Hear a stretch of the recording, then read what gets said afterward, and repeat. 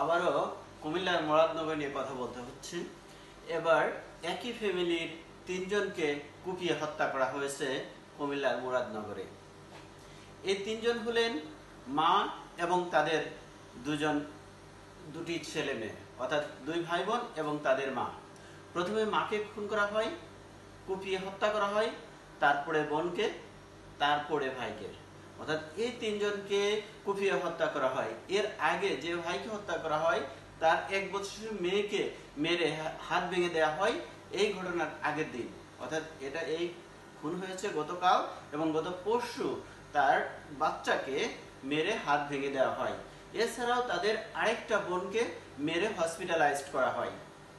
সুতরাং একই ফ্যামিলির তিনজনকে হত্যা করা হয়েছে। ছোট্ট শিশু, 1 বছরের একটা শিশু বাচ্চাকে মেরে হাত ভেঙে দেওয়া হয়েছে এবং তাদের আরেকটি বোনকে মেরে হসপিটালাইজড করা হয়েছে। অর্থাৎ আমরা নিজেকে দাবি করি যে আমরা যে সভ্য সমাজে আছি, এই সভ্যতার নিদর্শন। সভ্যতা কোথায় গিয়ে ঠেকেছে? যখন যারে খুশি যখন খুশি হত্যা করা হচ্ছে। হত্যার মতো একটা বিষয়, নৃশংসতার মতো একটা বিষয়, একই ফ্যামিলির তিনজনকে হত্যা করা হয়েছে এই কুমিল্লার মুরাদনগরে। অর্থাৎ আমরা দিনে দিনে শুধু রুষ্টই হচ্ছি না, আমরা দিনে দিনে নৃশংসতার সর্বোচ্চ শিখরে পৌঁছে যাচ্ছি।